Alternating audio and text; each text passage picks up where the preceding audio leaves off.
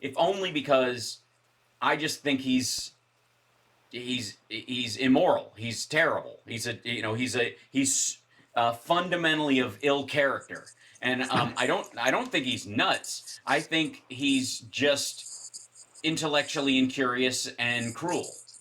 And I think he was raised as such to some degree. But there are a lot of people who are raised by people who would have to be intellectually incurious and cruel and managed to somehow become decent people. It's incredible. He's not one of those Thank people, you.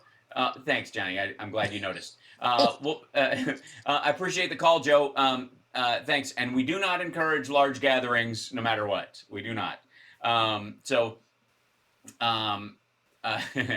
uh, who else do we have, Devin? Let's grab another call. Next, we have David out in Miami.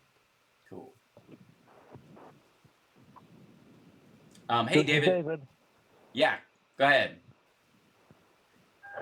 Hi, I'm trying to promote the hashtag Make Workers Essential again.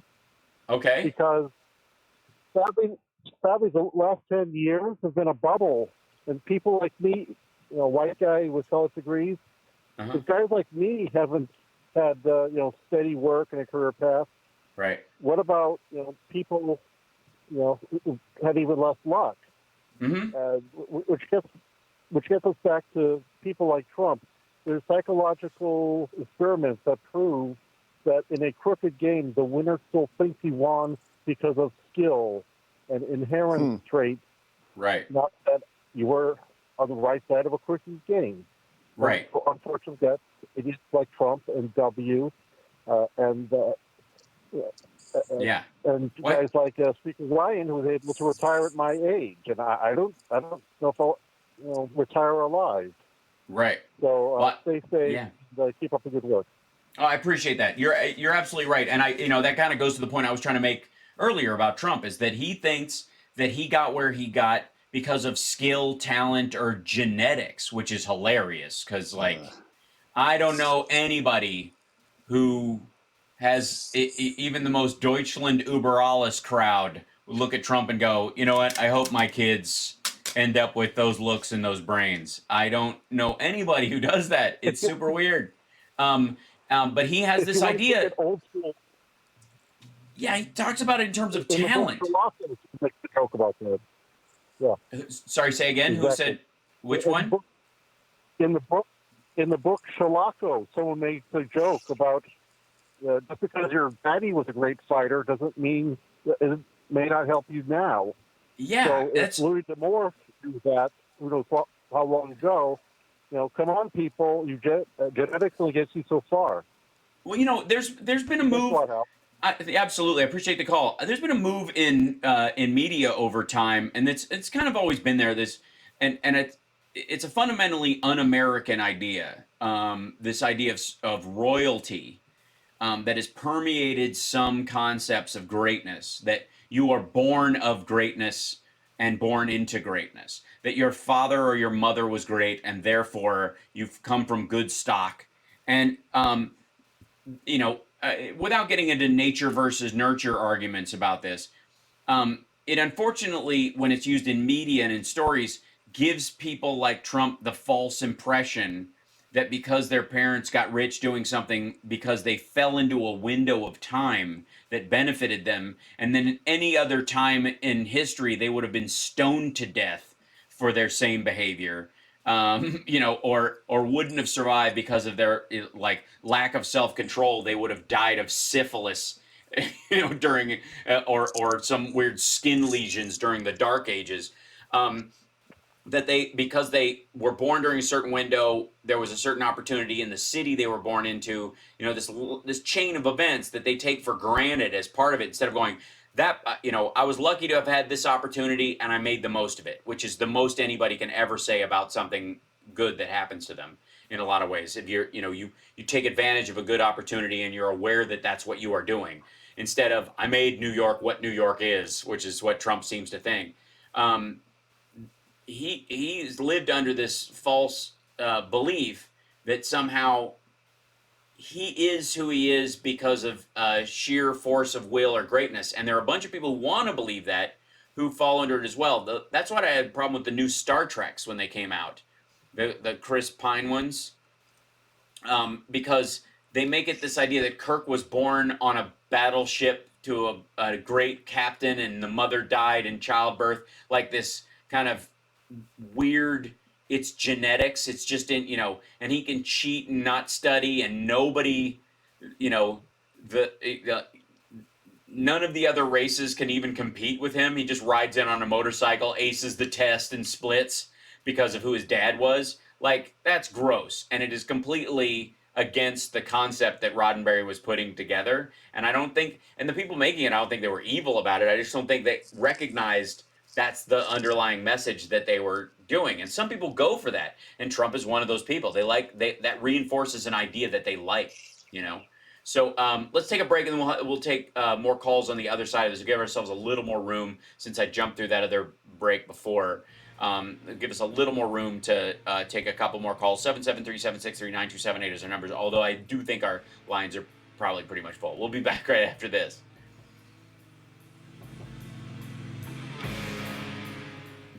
I in the chat, I don't mind Chris Pine as an actor, and the interesting thing was he's the hero in Wonder Woman. Yep. I mean, what's she? She's a god. You could say she's not Wonder Woman isn't a woman any more than Superman is a man. Yeah. They're both bulletproof. Women and men are not bulletproof. Got it? They can't stop trains. All that stuff. So they are gods. And the one movie, the one line in, I think it was in Superman versus Batman, the one good line that ruined effectively the concept of the Wonder Woman movie, even before it came out, was gods aren't brave, men are brave. And what he meant was, it doesn't take any bravery to fight crime when you're bulletproof. Mm-hmm. You dick. And so this idea that you can, judge people's experience and the like, or even understand it. And I had my problems with Wonder Woman because I think it was kind of antithetical to the power of womanhood in many ways. It kind of if you look at the messaging of it, it seems to be like all over the map. And largely because there's a lot of posturing in it as opposed to story. The "Do you bleed" line, Brad. We're back in 60, Hal. Excellent.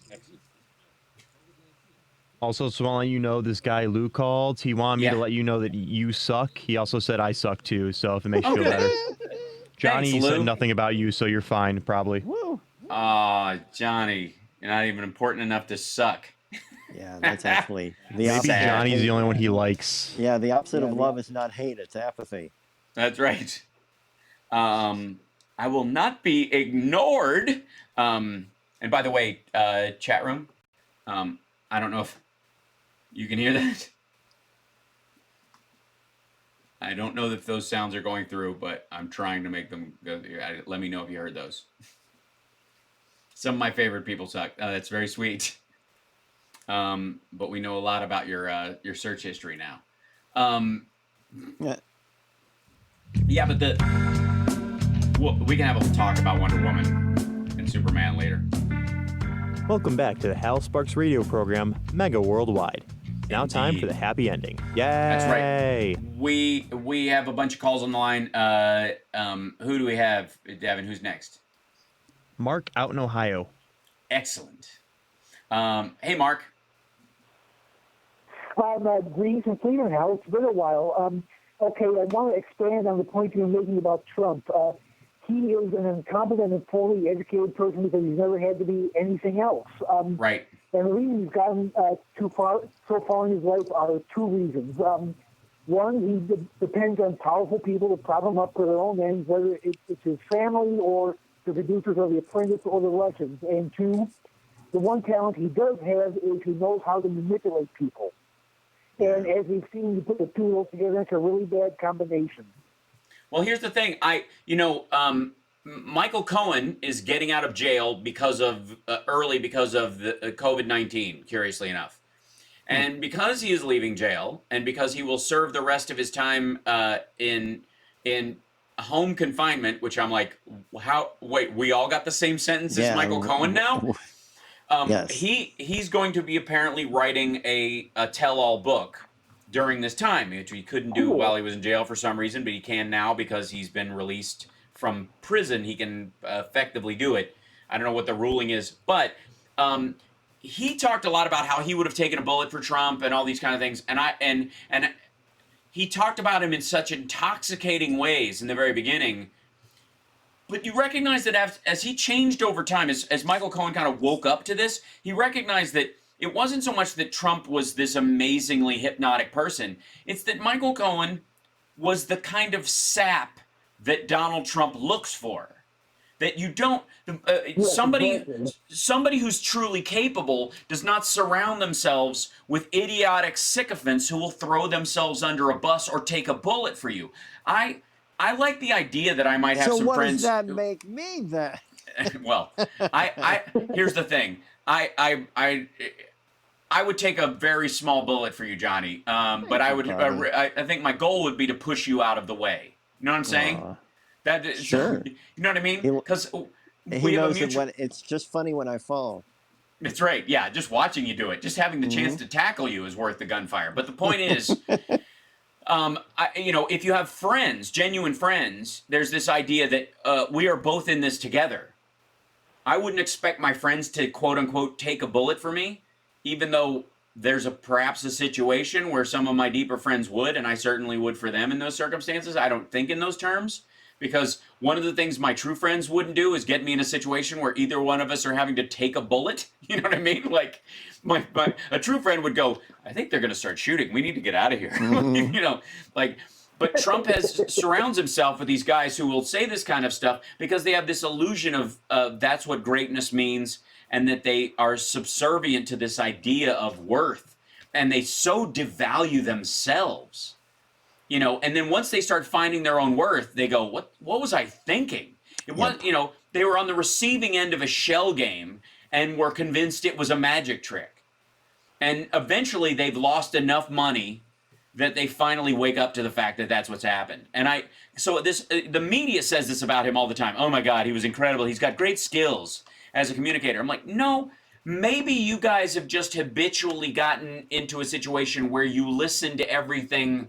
That equalizing everything you hear is so important that you're easy to roll. That's the problem the media has, is that he was able to roll them not because of his skill, but because of their gaps. Go ahead. Okay, and to me the question is, how do we take all those people in the MAGA hats at the rallies and get them to have the same realization that Michael Cohen had? Right. Well, you won't on those people, but you will in their extended families. And the way you do that is by, not taking every opportunity to strictly vilify or permanently accuse people, address behaviors not as character aspects, not character flaws. So the idea is very much focusing on what they're saying or doing is racist, not you are a racist. Because it gives someone an exit ramp emotionally and gives them room to learn and move on. And if you go, well, those people are never going to, that's fine, and that may be true about that person. But the person you're talking to just over their shoulder, who may be reachable, is the person you're really talking to in those situations. Does that make sense? So you're not going to reach the real MAGA hat wearers. Yeah. You're going to reach the people in their circle who nod and say yes when they're talking to them, but don't wear the hat. That's the goal. And there's a lot more of those people. So that's why it matters. That would be how I would address it. But he, again, part of the importance of why I stream his ridiculous presser every day and why I mock it incessantly and I don't take it seriously at all, no matter how serious the subject is because it is an offense to reality to take him seriously, to act for a moment as if he really gives a damn is offensive to everyone who's dealing with the reality of COVID-19 right now, especially, or the economic impacts of it. He doesn't really care. He cares about how it affects him. So every word that comes out of his mouth, even boilerplate BS that he reads off of his little statement where he's reading with his finger because he hasn't seen the words before, and the moments where he's like, we bless our first responders and we blah, blah, blah, and it is so important to us, the strength and character of the American people. It's like a 9-year-old doing a book report, with all deference to 9-year-olds who actually like to read. He has, there's no character aspect because he doesn't care.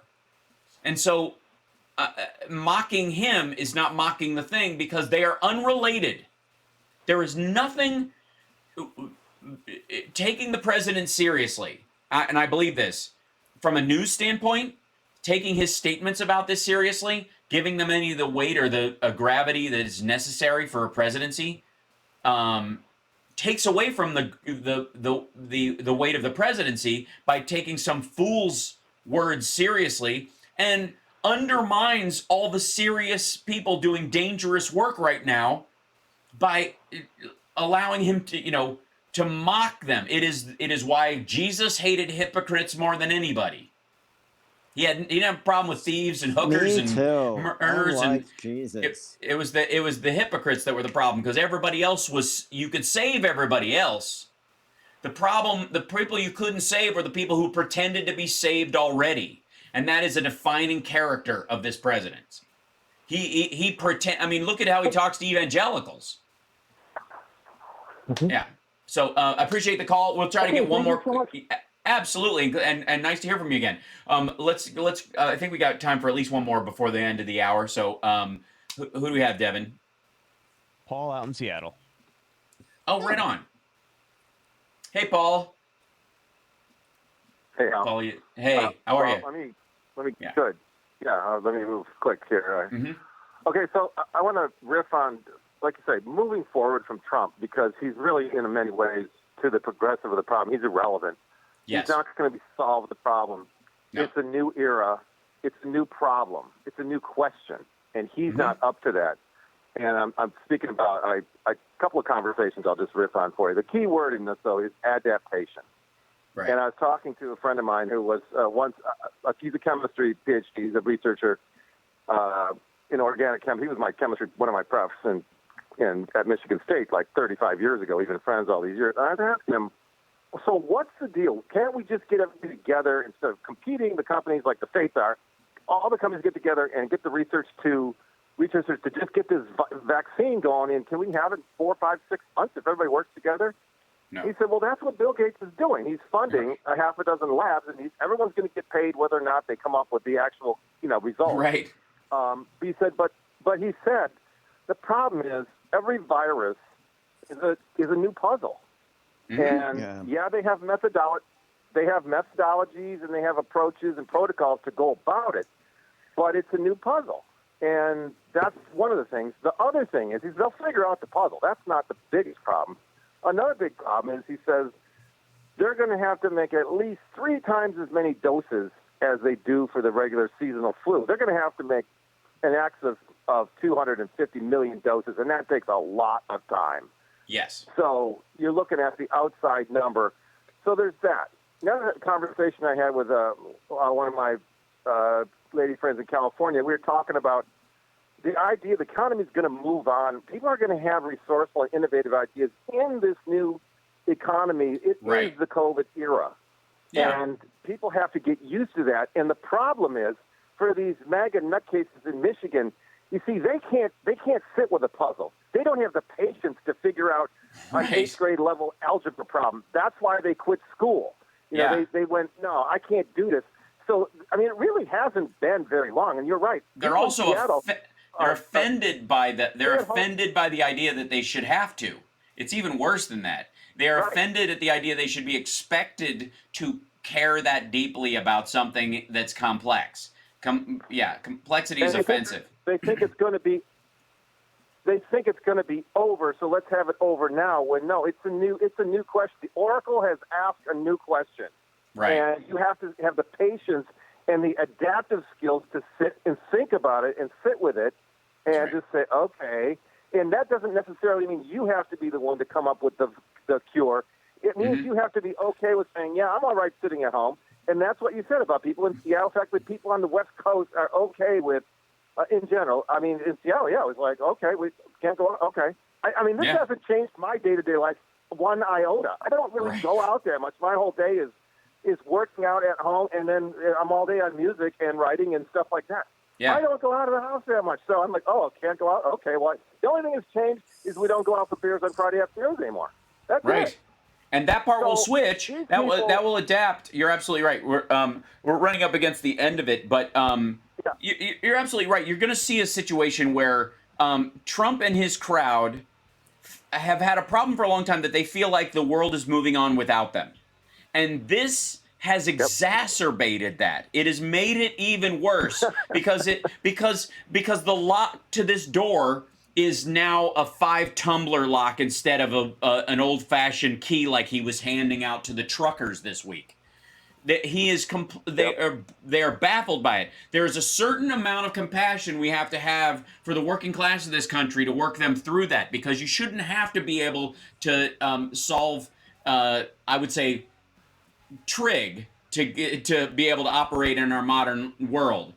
But you can't talk down to people, as Trump does, and act like he thinks everybody is as dumb as he is, and is finding this out at the same pace he is. And it doesn't, and the economy, and I like what you said there, and I mentioned it yesterday on my stream. This isn't, the economy isn't broken. The economy isn't failing. This is the economy. This is what happens to the economy when it comes in contact with real life. This is what it looks like. And its inflexibility is its problem. This is a stress test. We got it. We'll see you next week. Thanks so much. Thank you, Johnny Million. Thanks for the call, Paul. We'll see you guys later. Stick around for the post show, or if you're listening on WCPT, Dick K's next. We'll be back next week. I'll be back in an hour. Cool. All right, I'll see you next week. Thanks. Talk to you Appreciate it. Yeah. Bye, Johnny. Bye, Johnny. By the way, I'm gonna try and. Do you have time to Skype in and talk his stuff this week? Absolutely. Okay, let's do that, and then hopefully, I had to do, just to keep the stream going, I had to get the best internet in my area. Oh boy. Yeah. So it's been pretty solid. The only problems I've run into are mostly software issues. It hasn't been with bandwidth issues in my area right now, mainly because I live near a company called Switch, which was just I've heard of them. Yeah, they're basically a cloud storage company, and they're here in Vegas because they can buy a lot of cheap land, and they have their buildings look like space docks because they have these big venting things on the thing to cool all the servers that they keep below ground. Oh wow. Yeah, they dig way down into the earth, and so all the servers are down there and they're cold, even though Vegas is very hot. And because of that, the throughput on the internet here has to be enormous. And we're about, half a mile from there. So by getting that worked, getting that set up here, it's ultimately going to benefit me long term as a regular streamer now, because until clubs can open again, this is it. Yep. I'm going to be doing some acting this summer, I think. We're in talks right now if stuff goes back into production. Right. For a couple of things. But as far as stand-up goes, I have no idea where that's going to be. Now, I think there'll be a huge rush back into small clubs like crazy. I think that'll be the, like I said, small venue bands and comics will actually kind of flourish because people will just want to get out of the goddamn house. Yeah. But I don't know how helpful that will be or how comfortable I would be asking my audience to come out until there's some level of safety. So there's a real mid-zone, So anyways, that for the time being, this is how I'm doing stuff. But I'm testing everything and kind of building it. I'm basically, building the boat as I'm rowing in this situation. So as I do, I'd love to hook up with you and see if we can do that. And if that's the case, and it sounds okay and looks okay, I can pipe that audio to Chicago, and we can get you in this way. Send both of us to them audio-wise on clean feed, and that's all they need. You know what I mean? Yep. So it should work. Right on. And it might tighten up you and I hearing each other because the call on demand, the VoIP stuff works better with the camera access. It's tighter, so that the mouths and the faces stay in sync. So we're gonna work on that. Anyways, you're lovely, and we'll have timing. I know. Go figure, because you'll see what I'm actually doing. Yeah, yeah. And if I'm shaking my head, no. That's right. I'll be able to see all the disappointed looks on your face. Oh, that is one of my favorite things about when you're in town and we're doing the show, and I'm just delivering one of my dad jokes, and the disappointment on your face is gold. Man, it warms my heart. It's because it's natural, and it's real. I know it's real. It's the only real thing I see all week. God damn it. Is the look of disappointment on Hal's face when I do a pun. Right. In the middle of talking about someone's cancerous growth and the economic input. There's timing, and then there's timing. Timing, right. Timing. Timing. All right, you ding dong. You have a great week, and I hope that maybe we can catch up this week and do our kiss thing. I insist. So we'll make that happen. All right. You're awesome. All right. Talk to you later, brother. Be well. Later. Peace. Bye. Bye. Chat room says bye. Everybody say bye. Cool. Now I can sign off on that, and we'll see if that works. And then, see how ghosty my green screen is? Oh, I know why. Hold on. I know what's up. Because I was missing a light. I think that might fix part of it. Let's see. I'm going to watch it happen. Hey, look at that. It does take a little, it needs a little bit of tweaking. That's part of it. I also put my witch taint shirt on my thing, and I'm going to put take another t-shirt and put it up here, because the fact that I have a mesh chair, look at that skin. Because I have a mesh chair, the green screen goes through that and artifacts. See that? So it's been really annoying trying to get it to fix that. So that's why I put the t-shirt on there. So that when I get up and go run to get a cat out of here, it'll have something on there. Yeah, it's good. List of shows to watch is so long. Yeah. I like how the chat still keeps going. Well, of course they do.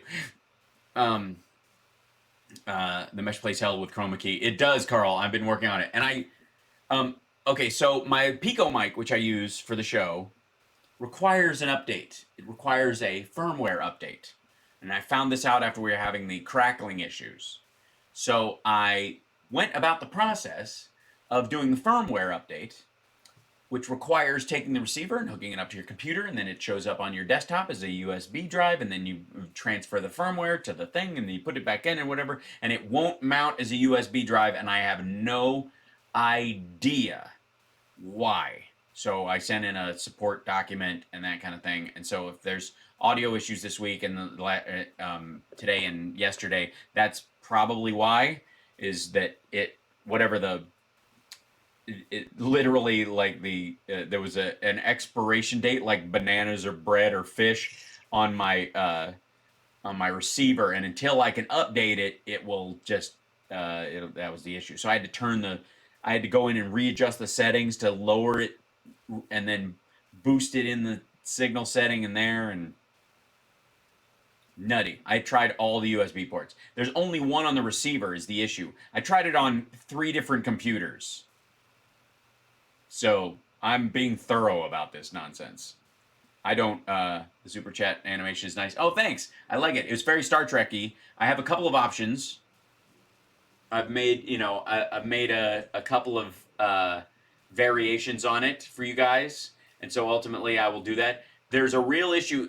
So I'm using Streamlabs OBS for the Mac, which has a lot of cool stuff on it. I do have a window-based computer to try it on. I have, I literally, where did I put her? She's down under here somewhere. Oh, here she is. I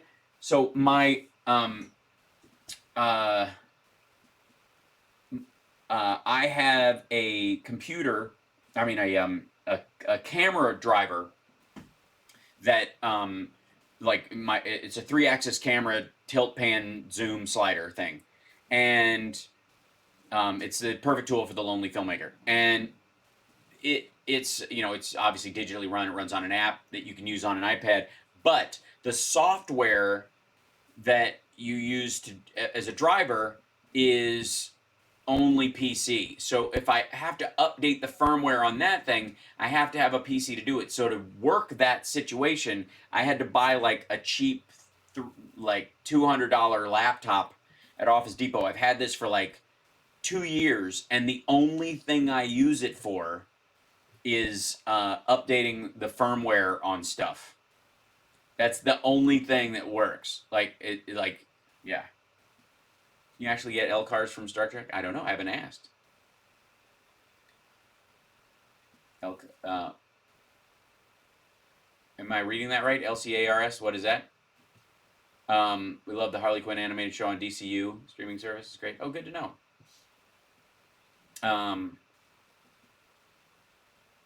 Heard and see the thing. Same thing about Kathleen who? In my opinion, Kathleen Kennedy's run the Star Wars brand into the ground. She's the kind of woman who gets up the ladder and then yanks it up so it can't rise to her level.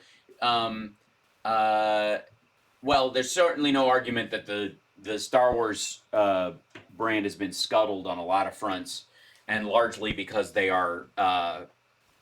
It has to do with what the right would call virtue signaling and what I would call posturing.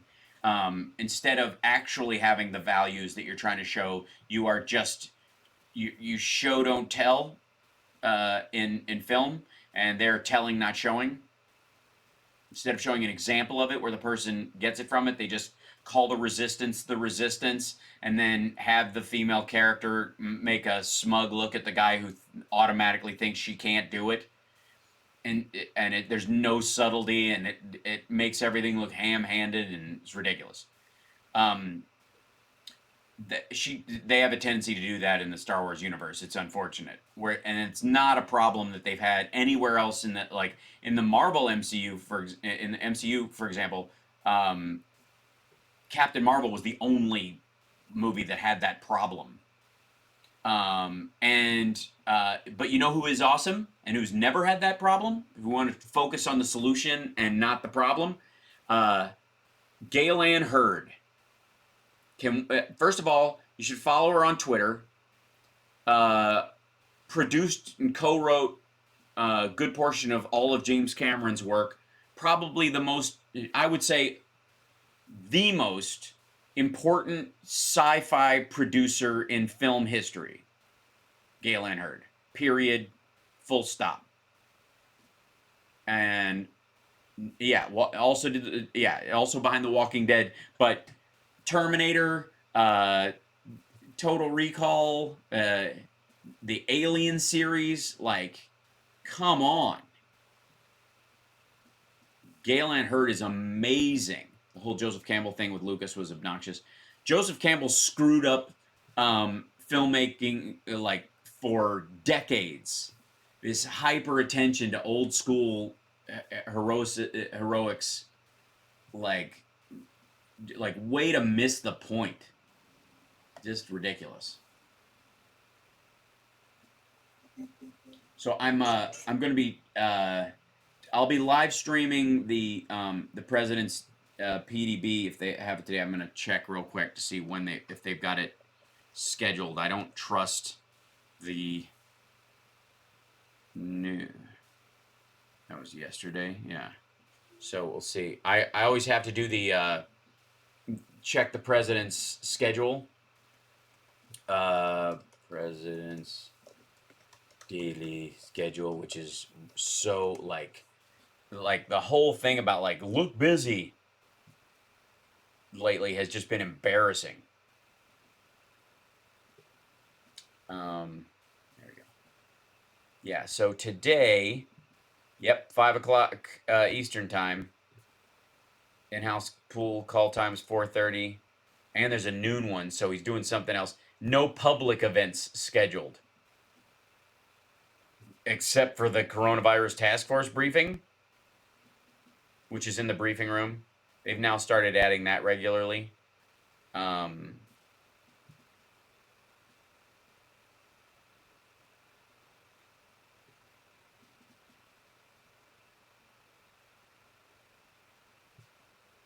South Lawn, Jesus. Yeah, Thursday was on the South Lawn.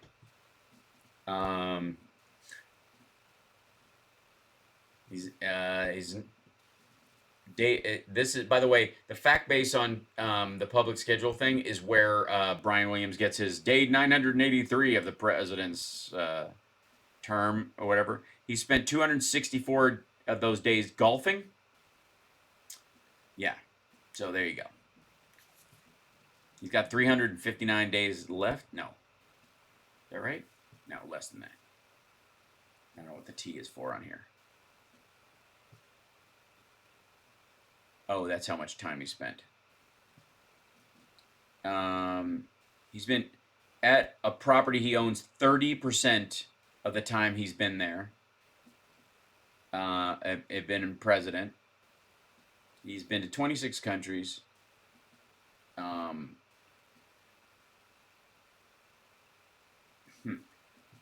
His golf course 22.3% of the past 1,185 days. Yeah, so they got a whole track of it at the facts part of this. I have to set up a page where I can bring that up. I think I need to set that up on the old computer and then NDI it into the streaming stuff, because it seems to cause a panic if I change the page within there, within the OBS software. That seems to be the freak out, so that's going to take some tweaking. But I'm piece by piece, guys. You would not believe the stuff I tried to add yesterday. Whoa, that was weird. The stuff I tried to add yesterday was fairly hilarious. No, I can't do it live. I have a special surprise, if it works. Fingers crossed, for today's briefing. That's all I'm saying. Please work is all I'm hoping. Please work. Please clap. But I will be doing it. But meanwhile, how about I just talk to you guys? How about we just hang out for a little bit? How about we just check in and see stuff? And by the way, thank you, Rebecca. I don't know that I got to say thank you for the super chat. Appreciate it. Thank you to our patrons. You guys are killing it. It's amazing. Our goal is still 500 subscribers on Patreon, and some of you have upped your support, which, from $1 to $5 or $5 to $10, and that's been so awesome. And I can't tell you guys how much I appreciate that. Like I said, I am in literally the situation where I'm transmuting my stand-up business and extrapolating the radio show over the week as part of something. So, this is all just kind of, thank you, Amy. This is all turning into a whole new thing as it happens. So I appreciate you guys. We have 228 patrons now. And I guys, every time I see that, I'm overwhelmed by your support. It's one of the highlights of my day, I have to say. And to be completely frank with you guys who've been followers for a while and all that kind of stuff, and especially those who've been in there, you guys know that because Camden lives far away currently, and because of this lockdown, I'm not going to get to see him probably at this point in person until the end of May. So I get to FaceTime with him and all that kind of stuff, but I'm not going to be able to hug him for another month and a half. So there's some days, I got to be completely frank, where I'm grinding on the edge of my comfort level emotionally. And one of the bright spots in there has been your guys' support and seeing you guys every day in this chat room. It means a lot. And I mean that in all seriousness. So, yeah. Oh, thanks, guys. Yeah, it's tough. But I'm,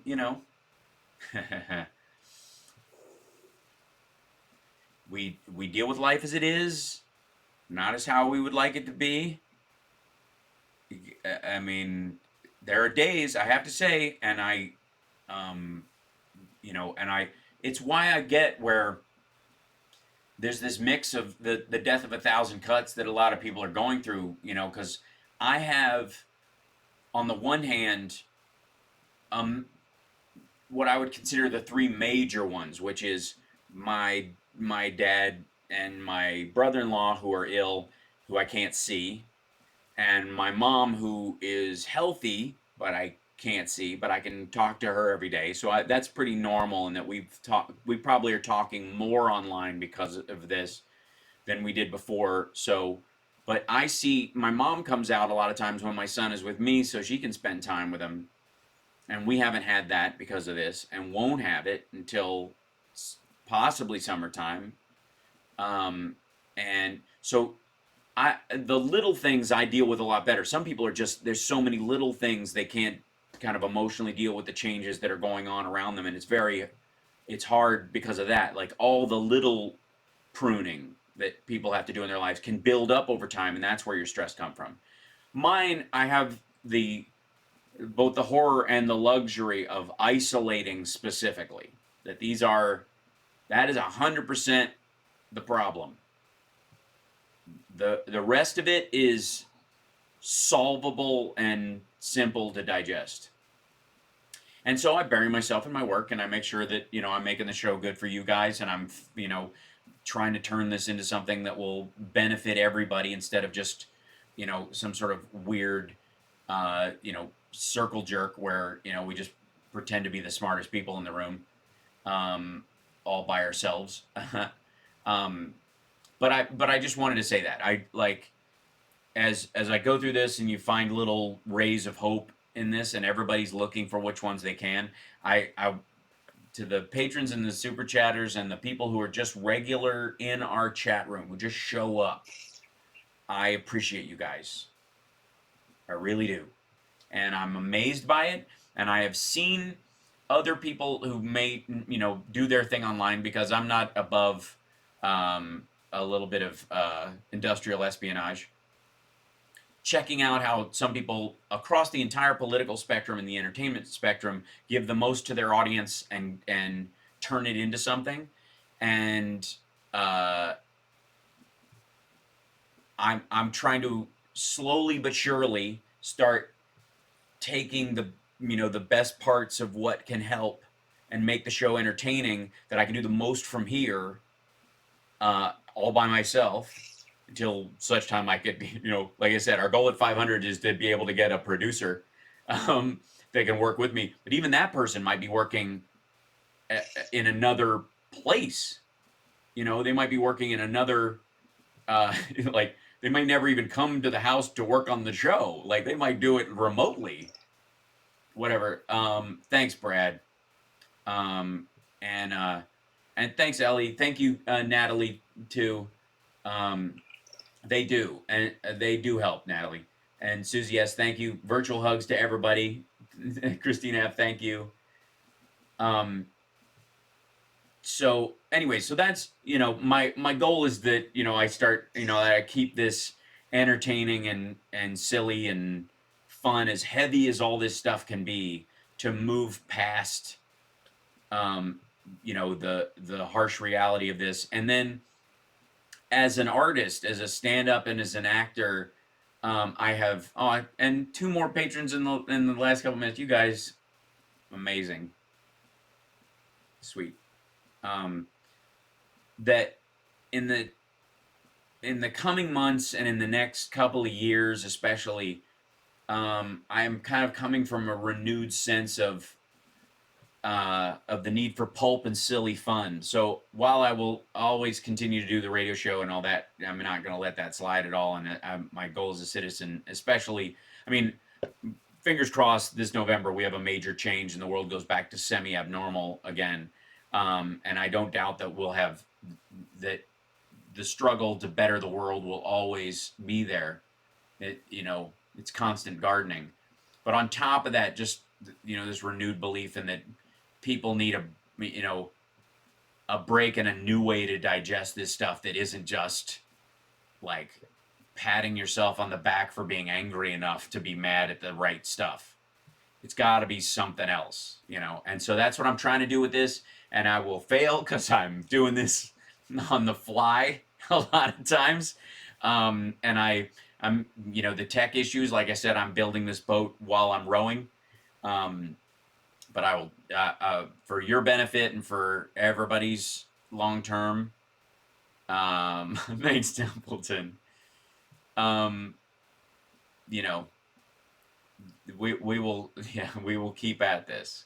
So, anyways, that's my little diatribe for the minute. I just needed to tell you guys that because it's been really sweet to see, and like I see every day, like we have some people who've been showing up in the regular stream, and I think it's because of the timing or part of the day when this briefing goes on from Ireland. We've got like 3 or 4 people who've started growing this little audience in Ireland over there. It's so strange and so nice. And I am my own graphics and IT department. It is true. And I do a pretty good job. I mean, I got to work on the quality of stuff. It's because I'll design something, and then the quality of one thing will swamp the quality of another and all this stuff. Thank you. Say what? Say what? And so it's fun to just kind of like chip away at like, oh, okay, so I'll fix that. And that's just a different point on each of these things. The wall's got cracks in it, and you're like, oh, I got over here. So I'm gonna chip away at that. So last night, let's see if this actually works. I worked on. I built my little display thing. Yes, it is whack-a-mole, clearly. Oh, you're a patron now. Thank you so much. I hope we get to see you at the Jimmy Kimmel Club in May. I do too. I'm not holding my breath. It'll probably get moved, but fingers crossed. It is a possibility. So we shall see. But I went through and I built like stream pages for all this. I'm not. Don't get confused. I'm just going to show you these things here. The transition one. I see. So I have to turn the transition page off for that to work. So if I go to like this page and this one, I built each of these so that I could run the show from a button push for each of these elements that we do every day. And then some of the stuff had to be, it didn't scale right. So I've had to like do the rescaling on everything. But I can do these with a single button push now. So I'm just running through these. Sorry if it's annoying, but I'm just showing off now. But these are the show's like pieces as I put them together, and then I was the graphics and IT department in my last job 5 years ago, so I know how hard it is. Yeah, Jim, it's because there's you need to update the tip glass to a tip pitcher, right? I have I think this button works. Does it? It should. We'll see. It might take a minute. I'm not quite sure if it works. It should, but it doesn't. I'll see. And then I've been working on the credits thing. Enjoyed making all that too. It's fun. Yeah, it is. It's a great. Can't stop lying. It's a nice project, and it certainly is good to busy yourself with something where I feel like I'm adding some level of quality. I'm running aground with the camera level that I can do on this, so it might be time to switch to a DSLR in here. Just bite the bullet and try to set it up. But every day, like when I've started to do that major project, that's when he starts his ridiculousness early, and it throws the whole thing into a monkey wrench into the whole thing. So. And this camera is supposed to be like 4K level and all this other stuff, and I don't know why it takes such work each time. And if I try to fix anything while the stream is going, it gets in a panic. So I'm just gonna have to do like before every stream, like 10 minutes of pruning until they update this thing to work a little better, and that should be okay. I mean, I used to. Thanks, Amy. I don't view myself as a failure. I just think fails happen, and I have no problem with that. The Canon DSLR D90, okay. Is that one good for streaming? Because I have a Rebel, and it's a bit clunky for the process.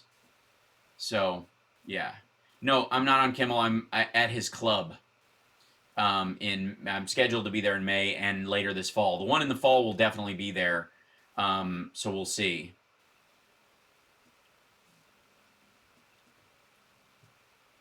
I do e-learning and I'm a Department of One. That's how it works, Lisa. Like, especially when you're running.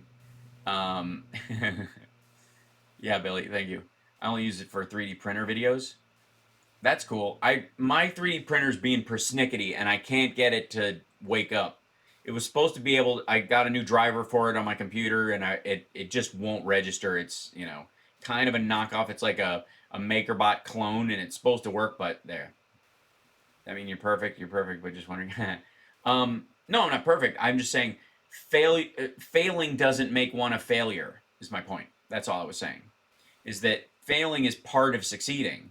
Oh, and what I was going to say about Sweden, we never got around to it because I got the other callers, was that they tried Trump's ride it out idea, and all the Michiganders and all those folks aren't recognizing that Sweden's death rate in a country of 10 million people, they have 1,400 deaths and tons of hospitalizations, and like they are just like Denmark, Poland, South Korea, Norway, Finland, all leveled out at a couple of hundred deaths, and they are spiking like crazy, and they're not leveling off. And it's because they thought they could just ride it out and they were approaching the herd immunity concept. And you would think there would be this lesson for the Michiganders and the people like that's what happens. And I mean, obviously someone has mentioned Sweden to Trump, but because he talks about it without mentioning the name, which I don't know why that is. But yeah, Darwinism at work, yeah, maybe. I don't know, because Darwinism means that it's the result of your own behavior. Just because your government has a stupid idea that gets you infected doesn't mean that you had, because the problem I've always had with evolutionary theory is the vast amount of luck that was part of it as well, that does not necessarily favor the best. I mean, if you broaden it out to be like, well, the best people didn't live at the base of the volcano. Well, not necessarily. Yeah, Trumpsters are all about Sweden. Yeah, that's the irony, Roger. You would think they'd be one of those things where they go, there's a bunch of white people dying. Maybe I should think about this, But again, they don't view the Nordic model as a way that they'd want to be anyway, so they kind of write off Europe is Europe to them. It's like Trump and his map in his head of New York, New Jersey, and the rest of the country. And the Trumpsters tend to have a European Union, Russia, and Middle East view of the map over there. Yeah, modern society is absolutely broken Darwinism. It doesn't apply. That's why, this is social Darwinism. Let the weak and poor die, so the rich and powerful will live. Well, that's those who gain superior resources for the safety of themselves and their progeny has been always how Darwinism across all animals actually worked. Rich and powerful in the animal kingdom is the wolf that eats first, gets access to the highly the fat soluble vitamins in the liver and all that kind of stuff. It's not unique to humans.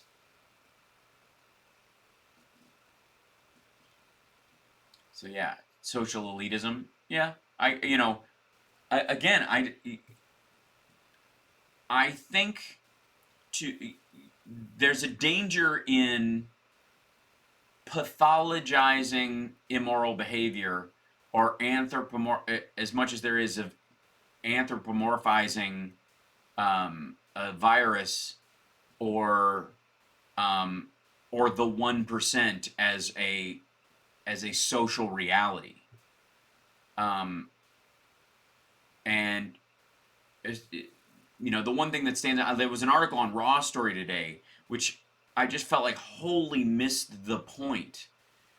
I mean, obviously it was largely because the evidence they used to this point was like the rich are dealing with, it was something along the lines of like the rich are dealing with COVID the way the rich dealt with the plague and the dark ages, you know, and it's indicative of how they are. I'm like, as if the rich people then are the rich people now. The rich people then were societally only connected to the church and the monarchy, and that's not how stuff runs anymore either way. And their argument was based on a fictional book the guy wrote about of short stories during that time, which had a lot of like sister loving stories in them and whatnot, like just totally like almost 1,000 Arabian Nights almost stories, but basically set around the backdrop of during the Dark Ages, during the plague.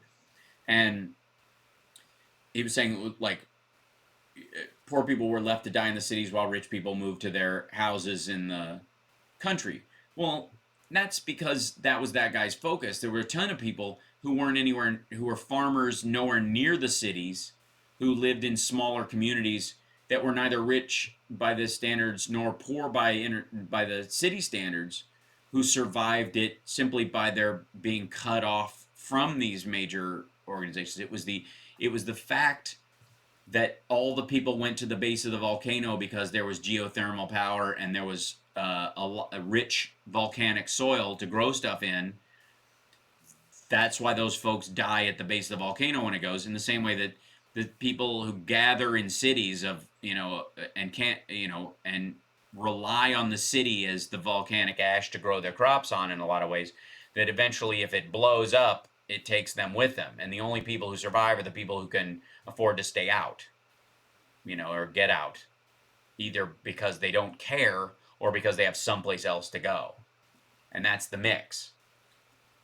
It's the people who have nothing to lose are equally as safe as people who have the most resources in some ways in terms of inner city contagion goes. It's just a more complex argument, and I try to avoid painting with a broad brush as much as possible. Site I ordered face mask from also says a lot of UV wands and needlepoint supplies. Yeah, the UV wands, the UVC lights are great for killing nearly everything, but you can smell the ozone when you use them, and it's very powerful. Vulture predatory capitalism has nothing to do with evolution. Agreed. Well, I mean, there's very little. Well, how do I put this? You can look at stuff from an evolutionary scale that anything that gives your progeny advantage is technically an evolutionary programming. The question is, does it? Does it short term and long term? Because there are animals that, for example, that raise the toxicity of their own environment so much that they eventually have to abandon that environment. And the only reason that they have survived is because their planet is an anthill. And going a mile one direction or the other and building another anthill they can start from scratch.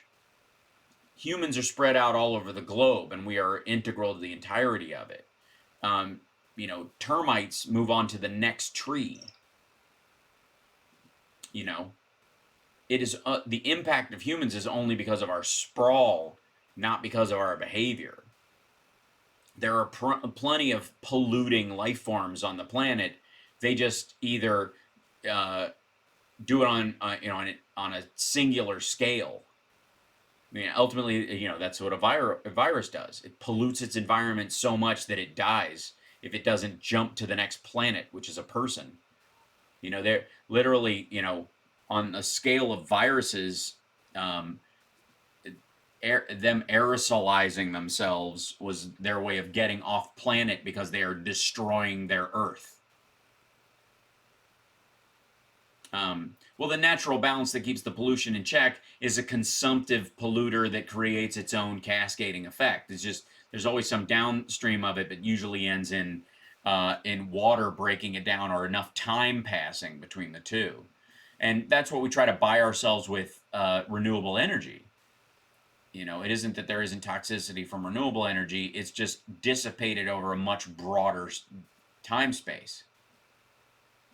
Evolution, as a narrow sense, is observably real. That's why we don't use vaccines from a year ago. Viruses and bacteria mutate. In other words, they evolve. Yeah, clearly, yes, they respond to external factors. They modify their approach. The ones that, well, they don't modify it. The ones that don't have that weakness survive and live to spread on, and the ones that do die off, and the new virus is a mild form that just wasn't killed by the last thing.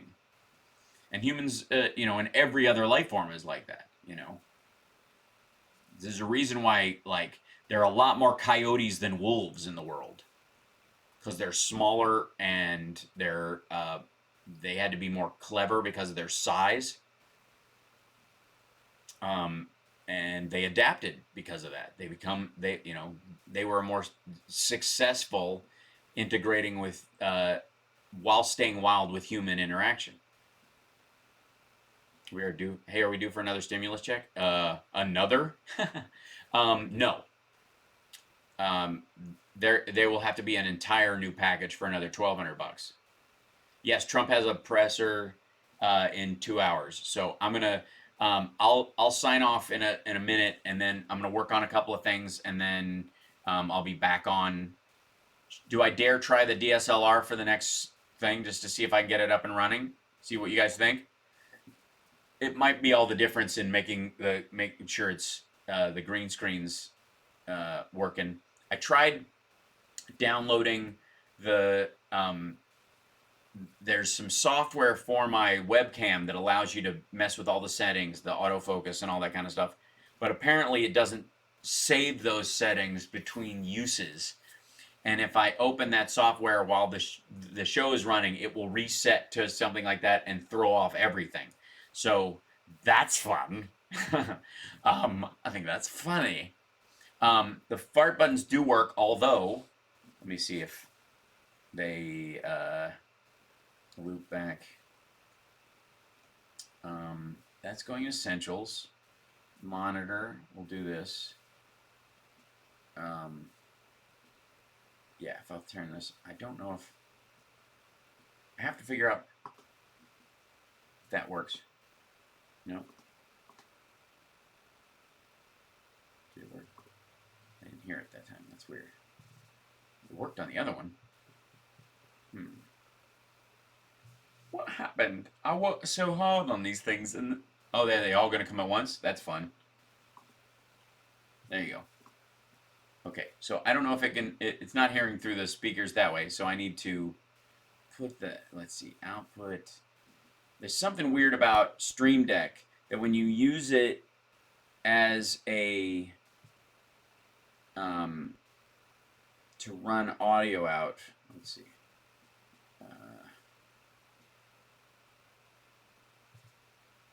That for some reason, I don't know how I get the sound from that into OBS. And it works fine, I'm sure, on regular OBS for PC, but there's some gap in Stream Deck for Mac and Streamlabs for OBS. Streamlabs OBS for Mac. And I'm going to have to figure that part of it out. Thanks so much, Susie S. Oops. And that's the other thing, my screen cycles. So, all right, I'm going to sign off and work on the stuff that I've been playing with. And hopefully by then, the tip jar figured out how to empty. Oh, that took it long enough. Jesus Christ. But in the middle of it, I'm gonna chip away at each of these things and add a little bit of stuff. If this is too crazy, I'll make another version of this scene without a moving background in case it's too crazy for people. And I might do a logo with a little mini window thing that I can show right here for stuff like when I'm doing news stories and the like, if that makes sense. So, how you doing? I didn't mean to do that. Which way is the beach? That idea. So, anyways, I adore you guys. Let me go tweak away at it. If you like that, it'll look, the movement's nice, especially if there is more stuff in front of it, which is what I was thinking, like secondary window in here, but I don't want to. Anyways, you guys don't need to hear this. This is all inside baseball. It's boring. But you guys are wonderful. I'll sign off. I will see you guys in a little bit for the presser. Go get a bite to eat. Go hug somebody. If you don't have somebody to hug, go send a message to somebody, and we will. I will check in with you in a bit. Can't stop lying. I know you're excited by this, but everybody else will be bored to tears. Maybe Jim. Jim would like it as well, and Carl. Actually, a bunch of you guys are nerdy. It's totally true. I will tell Summer, hi, Natalie. Thank you guys. So I will see you guys in a little bit, and we'll see you at the next one. It's going to be a good time. Listen to some Watts while you work. That's a great idea. Some Alan Watts. Just his cigarette smoking cough is calming, I find. All right, cheers. Give us a thumbs up and a like. Don't forget, we'll see you soon.